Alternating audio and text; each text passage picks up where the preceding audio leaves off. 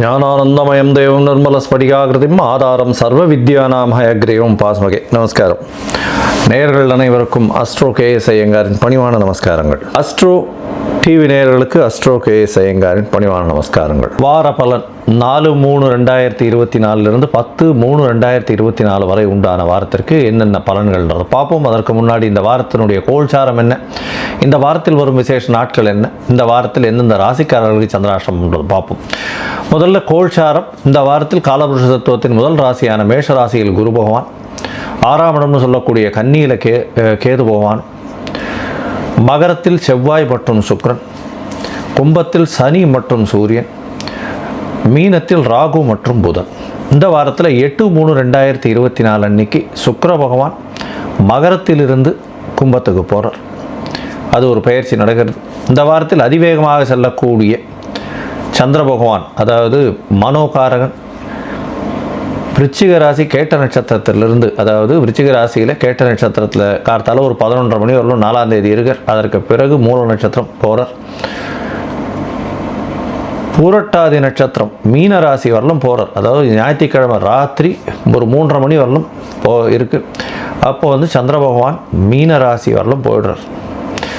இந்த வாரத்தில் வரக்கூடிய விசேஷ நாட்கள் என்னென்ன அப்படின்னு பார்க்கும்பொழுது, 5ஆம் தேதி அன்னைக்கு வாஸ்து நாள் அப்படின்னு சொல்லக்கூடியது. அதாவது செவ்வாய்க்கிழமை அன்னைக்கு வாஸ்து நாள். வாஸ்து புருஷன் கண் விழிக்கும் நாள் 9:42 காத்தாலிருந்து 11:12 வரலாம், 1.5 மணி நேரம் வாஸ்து புருஷன் கண் விழிக்கும் நாள். இந்த காலகட்டத்தில் அந்த மனையடி இது பண்ணுறது, வாசக்கால் வைக்கிறது, புதுசாக இடம் வாங்கிறது, இந்த மாதிரியான விஷயங்கள் நிச்சயமாக பண்ணலாம்.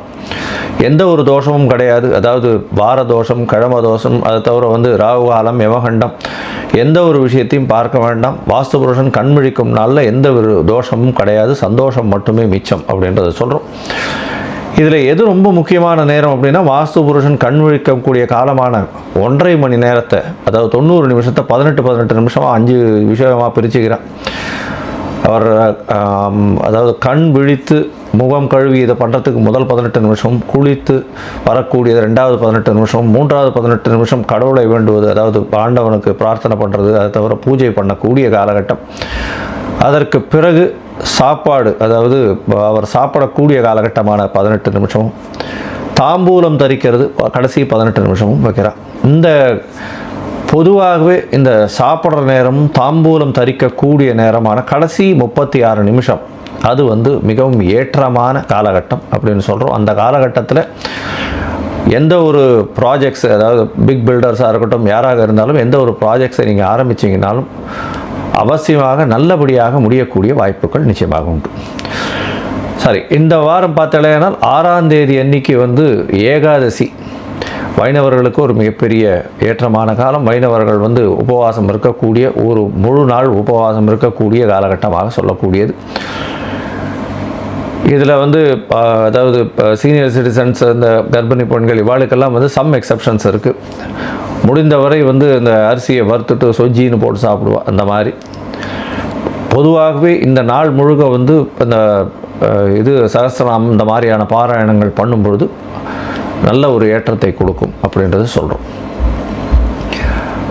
8ஆம் தேதி அன்றைக்கி பார்த்தேன்னா பிரதோஷ காலம். சாயந்தரம் ஒரு 5:45 6:15 வரலும் எல்லா சிவன் கோயில்லையும் பார்த்தேன்னா பிரதோஷ காலம் அப்படின்னு சொல்லக்கூடியது. சிவபகவானுக்கு ஒரு பெரிய ஆர்த்தி எடுப்பாள். இந்த அன்னைக்கு நார்மலாகவே இந்த பிரதோஷத்தை காத்தாலேருந்து விரதம் இருந்து சாயந்தரம் இந்த விரதத்தை, இந்த பிரதோஷத்தினுடைய ஆரத்தியை பார்த்து சேவிச்சுட்டு அதுக்கப்புறம் இந்த பிரதோஷ விரதத்தை முடித்து அந்த பிரசாதத்தை சாப்பிட்டு முடிக்கிறதன் மூலியமாக அவர்கள் நினைத்த காரியம் எல்லாமே வெற்றிகரமாக முடியக்கூடிய வாய்ப்புகள் உண்டு. திருமணம் ஆகாதவர்களுக்கு திருமணம் நடக்கும். அது தவிர கஷ்டங்களில் இருக்கிற வாழ்க்கை எல்லா கஷ்டங்களும் போகக்கூடிய வாய்ப்புகள் நிச்சயமாக உண்டு. இந்த வாரத்தில் பார்த்தீங்கன்னா அமாவாசை, அதுவும் 9ஆம் தேதி அன்றைக்கி பார்த்தீங்கன்னா போதாயன அமாவாசைன்னு போட்டிருக்கும். போதாயன அமாவாசைன்னு என்ன அப்படின்னா, அந்த அமாவாசை திதி சாயந்தரத்தில் வரும். அதாவது கிட்டத்தட்ட ஒரு 5:30 மணிக்கு, 5:30 மணி 5:45 மணிக்கு சூரியன் அஸ்தமனம் காலத்தில் வந்துடும். அதனால் போதாயன அமாவாசைன்னு சொல்கிறது. 10ஆம் தேதி அன்றைக்கி தான் சர்வ அமாவாசை. கார்த்தால சூரியன் உதிக்கும் பொழுதே அமாவாசை காலமாக இருக்கும், திதியாக இருக்கும். முதல் நாள் வந்து அமாவாசை திதி ஆரம்பித்தாலும் அடுத்த நாள் சூரிய உதயத்தை வச்சு தான் அமாவாசை பண்ண முடியும். மாசி மாதத்தினுடைய அமாவாசை பிதர்களுக்கு செய்ய வேண்டிய கர்மாக்களை செய்ய வேண்டியது கடவுள். இது வந்து தாய் தந்தையர் இல்லாதவர்கள் கண்டிப்பாக அவர்களுக்கு உண்டான கர்மாக்களை செய்ய வேண்டியது நிச்சயமாக உண்டு, கண்டிப்பாக பண்ணணும். இந்த வாரத்தில் பார்த்தாலே எந்தெந்த ராசிக்காரர்களுக்கு சந்திராஷ்டமம் அப்படின்னு பார்த்தாலே ஆனால் மேஷம், ரிஷபம், மிதுனம், கடகம், சிம்ம ராசி வரலும் சந்திராஷ்டம காலம் போகிறது இந்த வாரத்தில். இதன் மூலியமாக சந்திர பகவான் மனோகாரகன் 8ஆம் இடத்தில் மறைந்து இருக்கக்கூடிய காலம்ன்றதுனால சந்திர பகவானுக்கு உண்டான எளிய பரிகாரம் முடிஞ்சதுன்னா பக்கத்தில் இருக்கிற கோவிலில் வந்து வெள்ளை அரளி செடி அது வந்து ஒரு 2 செடி வாங்கி தானமாக கொடுத்து அது ஒழுங்காக நல்லபடியாக வளர்கிறதுக்கு உங்களால் முடிஞ்ச ஹெல்ப் பண்ணுங்க. தண்ணி பாய்ச்சறதோ, தண்ணி கொஞ்சம் டெய்லி கொண்டு போய் கொட்டிட்டு வர்றது, அந்த மாதிரியான விஷயங்கள் பண்ணிகிட்டே வாங்கும். உங்களுடைய சந்திராஷ்டமத்தின் தாக்கம் நீங்கும்.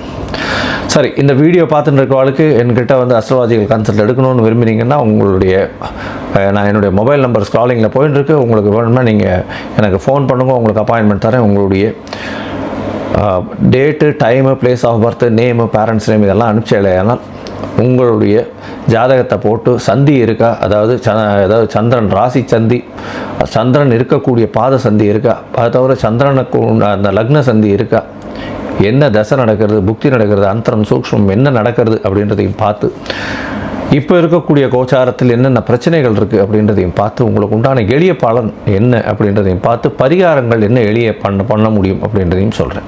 அதற்கு உண்டான கட்டணம் என்னன்றதையும் நான் சொல்கிறேன். சரி, இப்போது மேஷம் முதல் மீனம் வரை ஒரு ராசிக்காக 4/3/2024 10/3/2024 வரை உண்டான வாரத்திற்கு என்ன பலன்னு பார்க்கலாம். மேஷம், அஸ்வினி பரணி கிருத்திகை இந்த 3 நட்சத்திரம் 9 பாதங்களை கொண்ட ராசி. ராசியின் அதிபதி செவ்வாய் பகவான் ராசிக்கு 10ஆம் இடத்துல உச்சம் பெற்றிருக்கிறது பெரிய விசேஷம். சுக்கிர பகவானோட சேர்ந்துருக்கார். இந்த வாரத்தில் பார்த்தோம்னா 4/3/2024 10/3/2024 வரலும் உண்டான வாரத்தில் உங்களுடைய ராசியிலேயே குரு பகவான் 9ஆம் அதிபதி இருக்கிறதும் உங்களுடைய ராசிக்கு 10ஆம் இடத்துல ராசிநாதன் உச்சம் பெற்று இருக்கிறதுனால தொழிலில் அபரிமிதமான ஏற்றம் இருக்கும். பண வரவிற்கு பஞ்சம் இருக்காது. மிகுந்த ஏற்றம் கிடைக்கக்கூடிய காலகட்டம், புதிய தொழில் அமையக்கூடிய காலகட்டம். அதுவும் மருத்துவ பணி, மருத்துவம் சார்ந்த பணிகள், மெடிக்கல் இந்த இது அதாவது மெடிக்கல் இந்த டேப்லெட்ஸ் அதெல்லாம் விற்கிறவங்க, அதை தவிர வந்து மெடிக்கல் இன்ஸ்ட்ருமெண்ட்ஸ் விற்கிறவங்க, இவங்களுக்கெல்லாம் பெரிய ஏற்றம் கிடைக்கும். அதை தவிர வந்து இந்த டெஸ்டிங் லேப்ஸ் வச்சுருக்கவங்களுக்கெல்லாம் பெரிய ஏற்றம் கிடைக்கக்கூடிய காலகட்டம். அதை தவிர வந்து சமையல் கலை வல்லுநர்களுக்கு பெரிய ஏற்றம் கிடைக்கக்கூடிய காலகட்டம் இந்த வாரத்தில் அமைய போகிறது. இந்த வாரத்தில் 11ஆம் இடத்துல சனி பகவான் இருக்கிறதும் சூரியனோடு சேர்ந்து தனித்து, அதாவது சனி பகவான் இருக்கிறதுனால சிறு சிறு பிரச்சனைகள் கான்ட்ரவர்ஷியலாக இருக்கக்கூடிய காலகட்டம். தந்தைக்கும் உங்களுக்கும் சிறு சிறு பிரச்சனைகள் வரக்கூடிய வாய்ப்புகள் இருக்கும். உங்களுக்கும் உங்களுடைய குழந்தைக்கும் சிறு சிறு பிரச்சனைகள், கருத்து வேறுபாடுகள் வரக்கூடிய வாய்ப்புகள் நிச்சயமாக உண்டு. உங்களுடைய ராசிக்கு பார்த்தோம்னா 5ஆம் அதிபதி அப்படின்னு சொல்லக்கூடிய, அதாவது 5ஆம் அதிபதினு சொல்லக்கூடிய சூரிய பகவான் வந்து 11ஆம் இடத்துல இருக்கிறது விசேஷம். இருந்தாலும் சனி பகவானோட சேர்ந்து இருக்கிறதுனால குழந்தைகளுடைய உடல் நலத்தில் சற்று கவனமாக இருக்கிறது ரொம்பவும் நல்லது.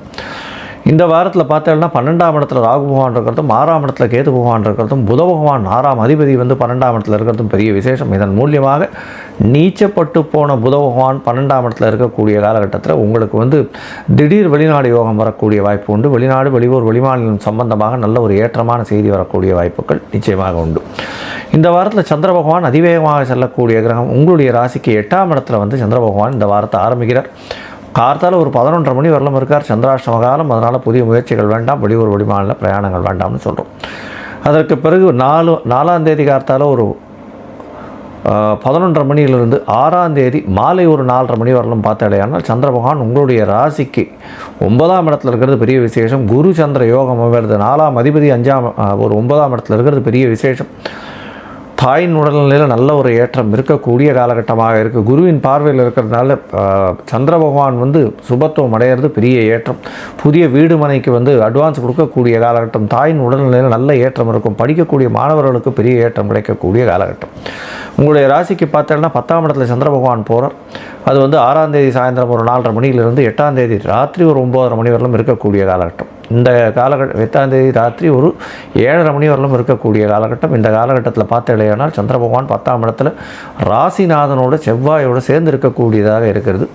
சந்திரமங்கல யோகம் வேறு ரியல் எஸ்டேட் பிஸ்னஸ் பண்ணுறவாளுக்கெல்லாம் பெரிய ஏற்றம் கிடைக்கும். திடீரென்று ஒரு பெரிய ஒரு மாற்றங்கள் ஏற்படக்கூடிய வாய்ப்புகள் நிச்சயமாக இருக்குது. ரியல் எஸ்டேட் தொழிலில் ஒரு பெரிய ஏற்றம் கிடைக்கும். புதிய வீடு மனை வாங்கக்கூடிய பாக்கியம் நிச்சயமாக உங்களுக்கு இந்த வாரத்தில் இருக்குது.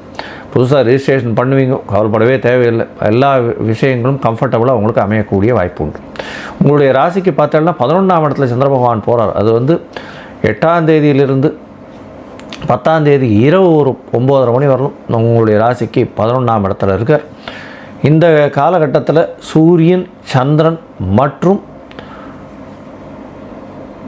அதாவது சூரியன், சந்திரன் மற்றும் சுக்கிர பகவானோட சேர்ந்து இருக்கக்கூடிய காலகட்டம். சந்திர பகவான் ஒளிப்பு அதிகமாக, அதாவது அமாவாசை யோகமாக இருந்தாலும் சுக்கிரனோடு சேர்ந்து இருக்கிறதுனால நல்ல ஒரு ஏற்றத்தை கொடுக்கக்கூடிய காலகட்டம். சூரியன், சந்திரன், சனி, சுக்கிரன் 4 கிரகங்கள் இருக்குது.